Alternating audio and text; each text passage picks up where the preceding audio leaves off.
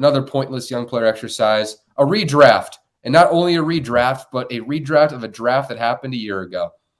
So here's the 2022 NBA redraft. Each of us will have a pick. It'll be 14 picks. And okay, so Pranav has the second pick. That's firm. Zach, you want number one? I'll take it. Okay. That's an easy pick. So are we just going with the same like draft orders last year, I assume? Yeah. All right. We're going number one, Orlando Magic. They're going to keep the same guy they took, Paul Banchero, number one. He won Rookie of the Year, obviously. Had some really, good moments, some bad moments as well. Obviously, that stretch where he was shooting like 3% from three. But, he looked like a grown man out there a lot of the times. I think he's going to be, a really elite player in this league for a long time. He's a really physically dominant player already. He can grab rebounds. He can score in the paint. I think his shooting will come along as the years go along. But I think it's pretty clear that he's still the top guy here. And I think he's going to have a, big year upcoming. Yeah, number 2 pick, the Oklahoma City Thunder are going to select Chet Holmgren. There is like some reason, like out of the box reason that you might want to stray away from this pick. But I won't. He has either the highest or the second highest ceiling in this draft. His floor is pretty safe as well. He's going to be an all NBA defender. We kind of talked about Chet earlier.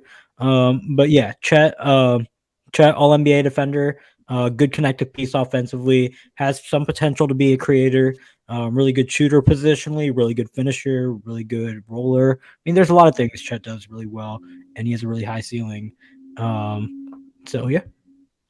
Let's keep the Thunder party going with the third pick, the Houston Rockets.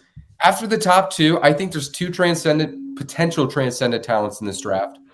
After that, it's really deep of potential stars. And then it becomes preference. Number 3 for now, I have the Houston Rockets selecting Jalen Williams.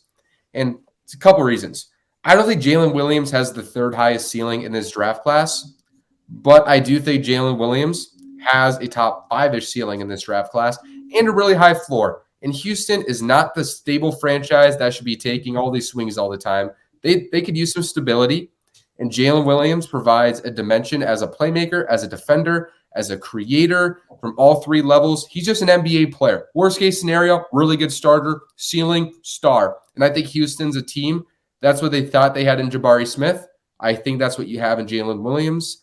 And I think he's a great fit as a playmaker next to Jalen Green at the 3 spot. And honestly, with that core, you can kind of put him all over the place, 1 to 3. And I think you can argue, I would still give Jalen Green the slight edge, but you can have an argument that he would be their best prospect. And then who went at number 4? The Kings, I believe. Yeah. This is tough. I think you can kind of go with a few guys here. I'm gonna end up going with. We'll go Jabari Smith Jr. I think he would stays at 4. Yeah, I think he would fit that team pretty well positionally to start off, if that really matters to them. I think the shot will come around. I'm not too worried about that right now. I think he'll figure that out. I think, the defense looks good. I really liked what he saw and what we saw in Summer League from him. He's kind of developing a little bit more as a creator, and that's, what we really need to see. The finishing looked better. I just really believe, the traits that he has at, 6'10", and I still think he's worth a shot at 4. I think he just works well next to a lot of those guys in the Kings team. Yeah, and at number 5, I'm going to once again take a guy who already we're at pick 5, right? Yep. Yeah. At number 5, I'm going to take a guy who originally went number 5, and that's Jaden Ivey to the Detroit Pistons. There are still questions about the fit with him and Cade Cunningham and now Asar Thompson in that backcourt. But I think that, the talent wins out, and I think that he's the most talented player left on the board, even though you can make a good argument for Keegan Murray. I think Ivy can project to be one of the better guard finishers in the league. He's really athletic. He's a good passer. I did have the field concerns earlier, but I think that, that is what it is. But as far as like the finishing goes and as far as the passing goes, I think that just too good to pass up on. So I'll take Ivy, and I'll roll the dice and take Ivy at 5. That's a good pick. And you know what's interesting about redrafts? I take into account situation, projection, and production. So my number 4 pick in my recent Instagram post was Benedict Mathurin. I had him going to Sacramento. I love the combination of floor, ceiling, readiness right there for Sacramento, right? But the funny thing is, he's still on the board, and he was my number 4 pick in that post. I am not taking him because of Indiana. And that's weird because he is an Indiana Pacer. The number 6 pick in this redraft is going to be Shaden Sharp. And the reason why I take Shaden Sharp is because I do think this is a top 3 ceiling guy in this draft class. I like him next to Rick Carlisle. I think he'd be heavily elevated by Tyrese Halliburton. And that Indiana team, they need to take shots at guys who have a chance to be a number 1 scorer. And I think there's a world where Shaden Sharp can be a number 1 scorer. Have we seen him put it together? No, he didn't even average 10 points a game as a rookie. But the final 10 games, final 20 games, super intriguing. And he's a transcendent athlete. He's got an effortless shot. And his comfort off the dribble kept going up. And he's only 19 years old right now. So I think he's a great fit next to Tyrese. And I think he's a great situational fit in Indiana. Even though, like I said, Mathurin is like, I had him higher in a redraft and he's still available. But that's the weird nature of team fit. And then we got Portland at 7. This is where, you just got to take talent. We're going to take Benedict Mathurin. I just really buy into the shot making athleticism tools he has. I think he was averaging like 16 a game last year. I think he's got a legit toughness to him. I think he's got a great motor. I just think there's a lot of really good traits with him. And I think at pick 7, that's a really great get. Yeah, and at pick 8, I'm absolutely ecstatic if I'm the New Orleans Pelicans front office. I am taking Jalen Duren. I'm going to get that card in 30 I don't know where you're going. Next to Zion Williamson, you have what you envisioned the Hayes-Williamson backcourt to be, except this is obviously going to be much better. Just 2 hyper-athletic power forward and center in your front court. Duren does everything really well. He's a good passer for his position. He's a good roller, good play finisher. And then obviously his rim protection is really good. And that's really key next to Zion. And I could have gone the direction of taking a Walker Kessler, who's a better shooter than Jalen Duren is. But it's like a 5-year age gap between the two. And I'd rather go with a much younger guy and bet on him, who's already really good, to progress even further and take those leaps and eventually become a better player. And has a higher ceiling. So I would go with Jalen Duren at number 8. No doubt I'll get that card in 30 seconds. Yep. You know, it's funny. I thought you were going to go with Keegan Murray there because you were talking about Murray at 5. So I thought I was thinking okay, the shooting between Murphy and Murray. Right. No, I feel you.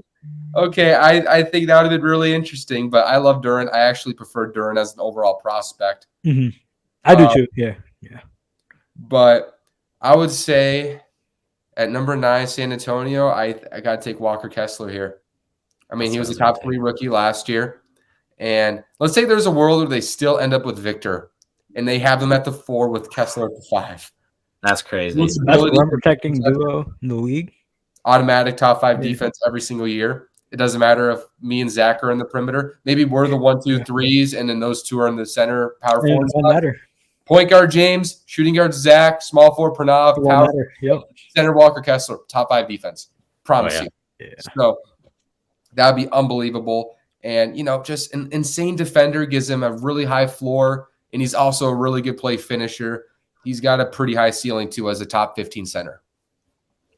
At 10 with the Wizards, I feel like we got to take Keegan Murray off the board here. He's somebody who was legitimately producing and playing for a playoff team. That doesn't happen, really ever. For rookies, really talented 3-point shooter. He is older, but number 10, this team kind of they need win. They need just talent in general, and I think he would fit well around the existing pieces there. I think he's a winning basketball player, and that's kind of what they need. And at number 11, am I picking for New York or am I picking for Oklahoma City? Say New York. Yeah. At number 11 for the New York Knicks, it's tough. I'm going to take AJ Griffin. It was tough between him and Tari Eason, but I'm going to go Griffin. I think his ceiling is a little bit higher, and he's also already really good right now. I think he's already one of the best bottom shooters in the league. And then you combine like how he fits next to basically anyone in any system. I think that's very important as a young player, and he's already one of the younger players in the class. The main reason he even fell out of the lottery was because of injury, and I mean he was pretty healthy this past rookie year. And so there's no reason for me to think that he won't be healthy long term. Yeah, he's one of the best spot up shooters off the catch in the league. He's really good off ball. He projects to be good defensively. There's a lot to like with AJ Griffin, and I think next to a guy like Jalen Brunson, who you brought in the offseason, next to Julius Randle, next to RJ Barrett, shooting is a must, and AJ Griffin fills that void to a T. So yeah. I think there's a strong possibility that he takes the Desmond The leap, yeah, year 2 leap, and he especially has more opportunity in Atlanta now. Yeah. I love Griffin. They better play him. They were playing him enough last year. It was weird. And like he shined every time he stepped on the court too. 100%. It was weird. If he gets his athletic pop back too, man, he's another guy. Talking about an all-star, easy. He's a sleeper potential top 5 player in this draft. I love him. And people were mad at me on my post because I said like I ranked the top 50 like long-term guys in the last 4 drafts. I had him 29, and people got mad at that. Like, don't sleep on this guy. He nice. I promise you. Yeah. So that was a great pick. And at number 12, OKC, this is my last pick. And I want to add some size next to Chet, man. I want to add some size. So I'm going to grab Mark Williams. Valid. He was very impressive in the second half of the year. Probably the best rebounding rookie, but he and Duran were awesome on the glass. And then, I mean, he's got a 9-7 standing reach, can protect the rim. He can roll. Simple skill set, of course, right? He's not going to do a fadeaway from 19 feet in the high post, right? He's not going to ever do that. He's not going to throw a behind the back pass between 2 feet, between 2 legs, right? Like, he's never going to do those things, but insane size, insane length, insane athlete, 5% body fat, protects the rim, rebounds, finishes around the rim. There's value to that, and when you have a lot of versatile guards like OKC, that would be a fun fit. Hornets, 13, going with my guy, Tari Eason, 6'8" forward, just so athletic and talented defensively. I think he would impact a lot of winning basketball early on. I am intrigued with his shooting. I think it was a little better than I expected to be. I mean, but this has been my guy for over a year now in that draft class. I wanted him horribly at 19 to the Timberwolves. He didn't end up going there, but I think he'd be a really good fit along those guys. I think he brings a lot of two-way presence, and that's something that the Hornets need. If I'm picking for the Cavs in the situation, I'm going to take Christian Brown. And if I'm picking for the Jazz in this situation, I'm still taking Christian Brown. I think that Christian Brown is fantastic. He fit into a championship level team pretty easily after being on a championship level team in Kansas the year before. I mean, he really does everything that you really need out of a role player. And that's kind of what you're looking for at pick 14. I mean, he's a good shooter, really good defender, is a good cutter, has a nice feel. And he's not going to be a star. I don't think he is ever going to be a star, but like out of pick 14, that's kind of what you're looking for, a guy who could really fill that void in multiple different capacities. And I think he does do that. I think looks like a Bruce Brown type. Yeah. Speaking like, even though he's same team too. Denver's looks like, man, people are freaking out about, oh my God, we lost Jeff Green. Yeah.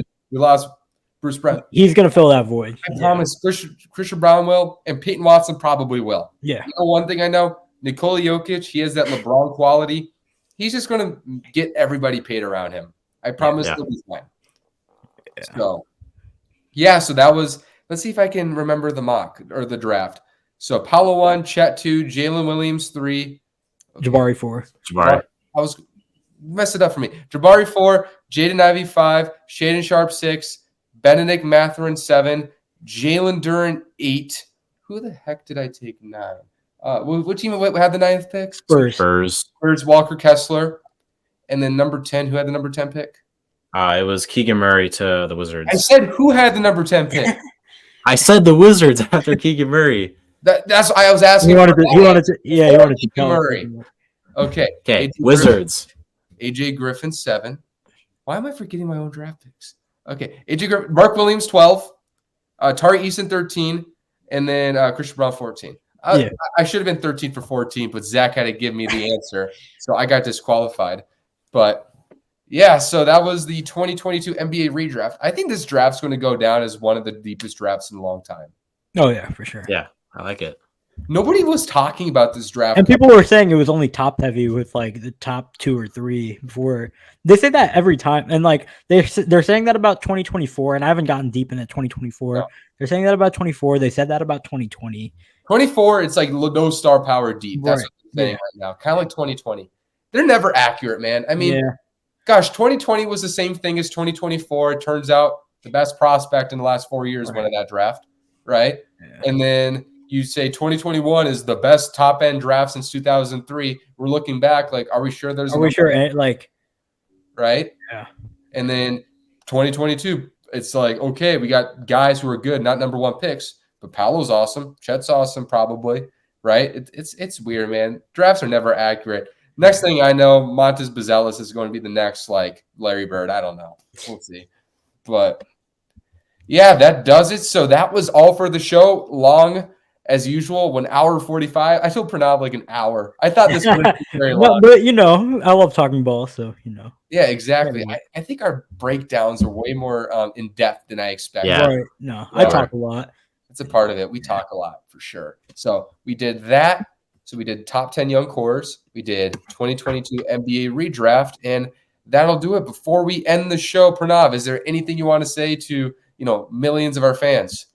Not really. Outside of I'm excited for this upcoming NBA season. I want to see how some of these takes age and thunder up. Zach?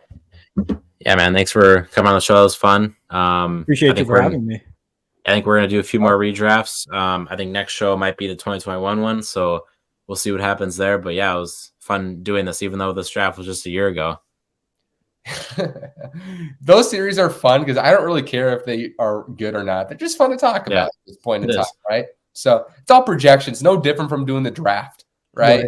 A year in, you're still doing draft evaluations until you know what they are 7 years in, So, well, sometimes 9 years in. Like, I'm 9 years into the Karl Anthony Towns thing. I still wonder what he is. But that's a different conversation for a different day. But, yeah, thank you guys so much. And you know what? Thunder up, Jaden McDaniels. Let's go. All right, everybody. We'll see you next week. This is Windshield Hoops.